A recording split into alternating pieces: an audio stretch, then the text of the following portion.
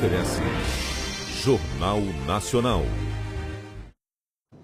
Olá, boa noite. Boa noite. 19 de junho de 2017. Depois da entrevista de Joesley Batista, o presidente ataca. Aponta o dedo para outros, tentando fugir da punição.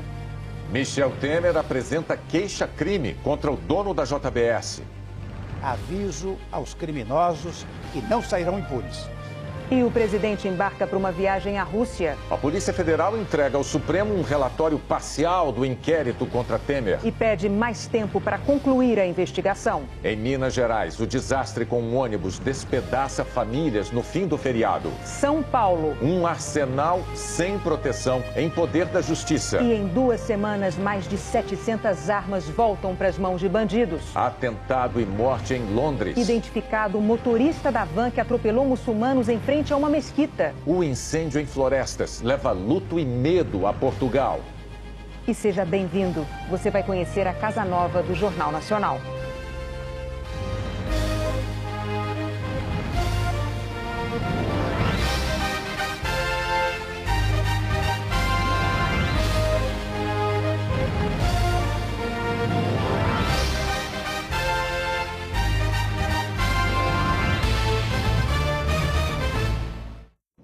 A Polícia Federal entregou hoje o relatório parcial do inquérito contra o presidente Temer. É a parte, porque quem tem os detalhes dessa história é o repórter Vladimir Neto. Boa noite, Vladimir.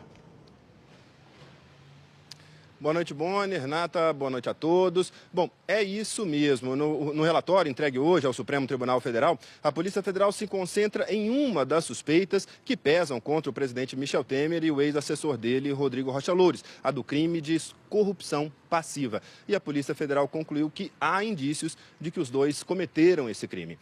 A Polícia Federal também pediu hoje ao Supremo mais 5 dias de prazo para concluir outra parte do inquérito, a que trata da suspeita do crime de obstrução à justiça. A Polícia Federal quer esperar a perícia técnica da gravação feita por Joesley Batista com o presidente Michel Temer ficar pronta, o que deve ocorrer ainda essa semana. Daqui do Supremo Tribunal Federal, esse material vai para o Ministério Público Federal, que prepara a denúncia contra Temer e Rocha Loures. Hoje, o Procurador-Geral da República, Rodrigo Janot, opinou contra o pedido do presidente para arquivar esse inquérito. Janot disse que só pode avaliar isso depois de receber todas as provas coletadas até agora e o relatório da Polícia Federal sobre. Só após receber esse material, Janot terá 5 dias para oferecer uma denúncia ou pedir o arquivamento do inquérito. Bonner. Obrigado, Vladimir. Aí, a informação ao vivo de Brasília. E a semana começou ainda sob forte impacto político das novas declarações do empresário Joesley Batista contra o presidente Michel Temer. Hoje, o presidente apresentou queixa-crime contra Joesley por calúnia, injúria e difamação. O comboio presidencial deixou o Jaburu na hora certa, mas não foi para o lugar previsto. Em vez de ir para a base aérea, onde embarcaria para a Europa, Michel Temer rumou para o Palácio do Planalto. Oficialmente, por causa de alguns despachos e medidas provisórias. Mas a preocupação era mesmo com a ofensiva na justiça contra o dono da JBS, Joesley Batista. Em entrevista à revista Época, o empresário reafirmou as denúncias que fez contra Temer, a quem se referiu como chefe da quadrilha mais perigosa do Brasil. O empresário também afirmou que o ex-presidente Lula e o PT institucionalizaram a corrupção no Brasil e que o senador afastado Aécio Neves, do PSDB, é tão corrupto quanto os outros. Aliados de primeira linha partiram para o ataque a Joesley Batista. Ele é bandido, roubou, usou recurso público, teve todas as benesses nos governos anteriores, Lula e Dilma, e no governo Michel as portas se fecharam. E na gravação foi um gesto de desespero, e essa entrevista foi outro gesto de desespero. Ele devia estar na cadeia e não dando entrevista. O governador tucano de São Paulo também falou sobre a situação. O que o partido decidiu? Primeiro, acompanhar os fatos dia a dia. Nós podemos sair a qualquer momento. Digo, sair é deixar de ter ministério. Aliás, eu acho isso absolutamente secundário. Tanto é que quando houve o impeachment, Eu era contra que o PSDB ocupasse ministérios. Sempre fui contra.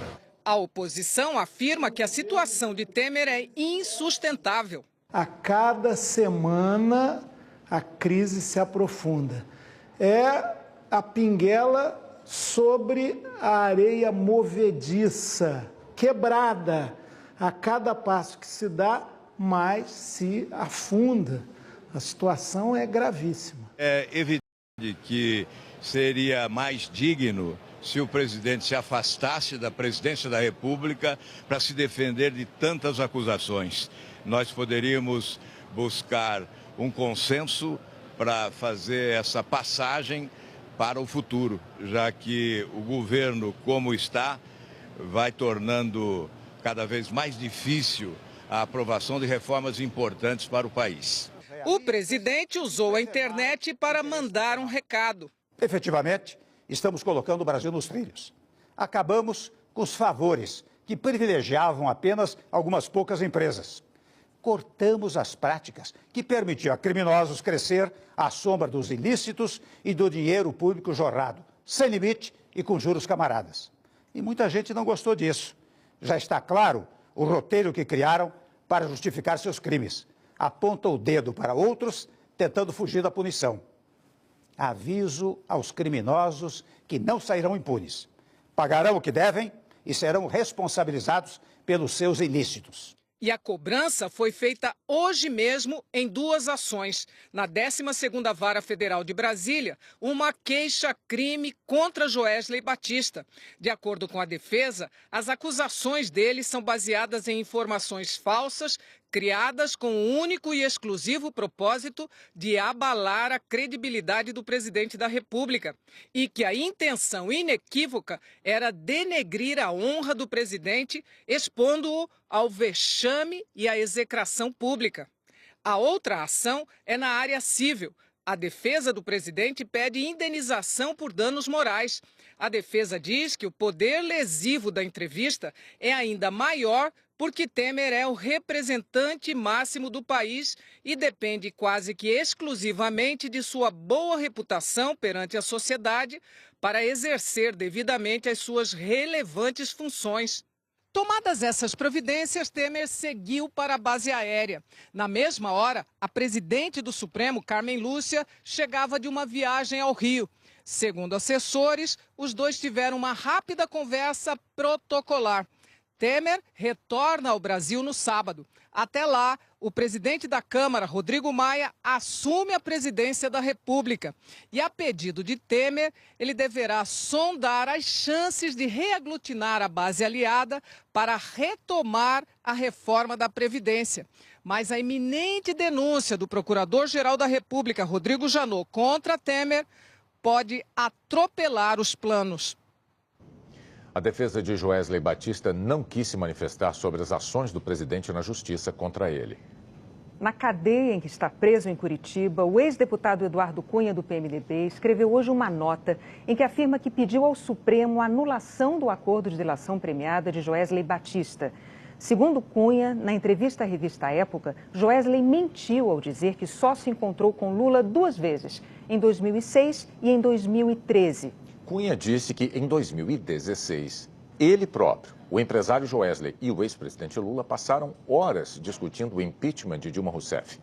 Ainda segundo Cunha, nessa reunião teria ficado claro que Lula e Joesley eram próximos e mantinham encontros constantes. O advogado de Joesley Batista disse que Cunha atribui ao empresário afirmações que nunca foram feitas.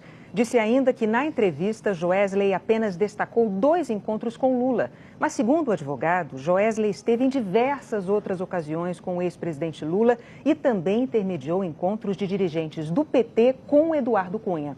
Na entrevista à revista Época, Joesley deu margem a que se entendesse que ele só havia se encontrado com Lula em 2006 e 2013. Na entrevista ele disse, abre aspas, estive com o presidente Lula quando assumi o comando da empresa em 2006, fecha aspas. A seguir ele disse, abre aspas, nunca mais vi o Lula até o fim de 2013. Não precisou ter conversa, meu contato era o Guido, fecha aspas. Com a nota de hoje do advogado, fica claro então que de 2013 até 2017 Foram vários os encontros. A defesa do ex-presidente Lula não quis se manifestar.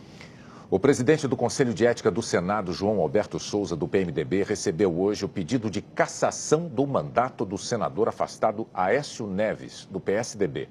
Os partidos Rede e PSOL entraram com a representação com base na delação da JBS. O presidente do Conselho tem 5 dias para decidir se aceita o pedido. A defesa do senador afastado declarou que não houve qualquer afronta ao decoro parlamentar e que, na conversa com Joesley Batista, os dois não trataram de dinheiro público ou qualquer tipo de contrapartida, mas sim de um pedido de empréstimo entre 2 pessoas privadas. A defesa de Andréa Neves, irmã do tucano Aécio, quer ser julgada na primeira instância da Justiça Federal em São Paulo e não no Supremo.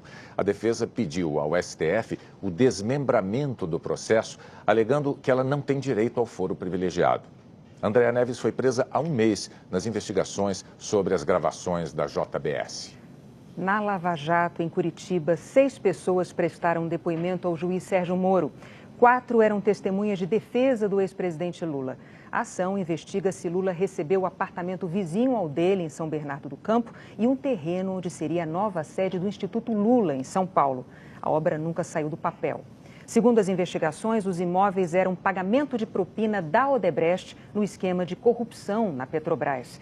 A defesa do ex-presidente declarou que os depoimentos de hoje reforçam que a Petrobras tinha mecanismos adequados de controle, o que ajuda a desmontar a visão de corrupção sistêmica. Antes de viajar para a Rússia, o presidente Michel Temer vetou 2 medidas provisórias que reduziam áreas protegidas na Amazônia. Mas no Congresso essa discussão ainda vai continuar. A Floresta Nacional do Jamanchim, no sudoeste do Pará, a 1.800 quilômetros de Belém, seria a mais atingida. Os projetos que saíram do Congresso reduziriam em mais de 1/3 o tamanho desse santuário de 1.300.000 hectares. É que 37% do que hoje são Floresta Nacional seriam transformados em APA, Área de Proteção Ambiental. Nessa categoria, o nível de proteção é menor, porque é permitida a ocupação de terras para atividades rurais e de mineração. Também foram vetados trechos de outra medida provisória que alterava os limites do Parque Nacional do Jamanchim para a passagem de uma estrada de ferro. De acordo com a presidência, essa modificação poderia comprometer e fragilizar a preservação ambiental em uma região sensível da Amazônia. A floresta do Jamanchim já vem sofrendo com a constante ameaça do desmatamento. Só nos últimos 2 anos, perdeu 16.000 hectares de mata. Na semana passada, o Jornal Nacional mostrou que apenas na área onde se pretendia criar a nova APA, o Instituto Amazon descobriu 334 ocupações embargadas pelo IBAMA por desmatamento ilegal. Ao todo, são 71.000 hectares de terras invadidas. A decisão dos vetos foi anunciada pelo presidente Temer numa rede social em que ele se dirigiu à modelo Gisele Bündchen. Gisele havia publicado mensagens pedindo ao presidente que vetasse os projetos. Mesmo com os vetos, o governo não descarta reabrir a polêmica com um novo texto para o Congresso. Em vez de uma medida provisória, um projeto de lei pode ser a nova ameaça à preservação da Amazônia. Este especialista diz que o risco é o projeto de lei trazer de volta praticamente a mesma proposta de reduzir a área da floresta do Jamanchim. Nos parece que o presidente foi sensível aos apelos dos ambientalistas que fizeram uma forte campanha internacional para que ele vetasse essas medidas. Isso é uma coisa. Por outro lado, nos parece também que o governo está remetendo parte desse problema agora de volta ao Congresso Nacional. Ou seja, as florestas protegidas na região sudoeste do Pará continuam ameaçadas e é isso que nos preocupa. E isso nos faz continuar em campanha até que a gente consiga uma solução que seja realmente sustentável para a região. Vamos agora até São Paulo saber da previsão do tempo com a Maria Júlia Coutinho. Então, vamos lá conversar com ela ao vivo. Olá, Maju, boa noite. O que você destaca para hoje? Oi, Renata, boa noite para você, para o Bonner e para todos. Parabéns pela casa nova, tá bonita. Olha só, eu começo mostrando quem tá aqui de novo. O frio de quebrar o queixo que já atingiu algumas áreas e amanhã se espalha. Repare no contraste entre algumas temperaturas registradas hoje às 2 da tarde. Em Ponta Porã, lá na fronteira, de Mato Grosso do Sul com o Paraguai, fazia 6,6 graus, enquanto que em Três Lagoas, na divisa com São Paulo, os termômetros marcavam 30,9 graus. Em Pontes e Lacerda, em Mato Grosso, 13,4 graus, contra 33,1 também na Mato-Grossense Querência. E na Gaúcha Canela, fez 4,6 graus hoje às 2 da tarde. É que esta massa de ar frio poderosa entrou com tudo aqui pelo Rio Grande do Sul, estendeu suas garras por parte do centro-oeste e amanhã avança para áreas do norte e do sudeste. E em alguns pontos será frio com chuva, como em São Paulo e Curitiba. O dia começa com 7 graus na capital paranaense, à tarde faz 12 graus. Em São Paulo teremos 14 de mínima e 18 de máxima, tempo preocupante, principalmente para quem vive nas ruas da capital paulista. Em Florianópolis e em Porto Alegre é frio com sol. E no interior gaúcho, catarinense e paranaense pode até gear. Sobra frio também para Campo Grande, Brasília, Cuiabá e tem friagem chegando lá em Rio Branco, 17 graus com 27 lá em Rio Branco. Isso é uma temperatura considerada baixa para lá, Renata. Maju, mas de uma forma geral, Brasil, esse frio todo vem com chuva ou com tempo firme?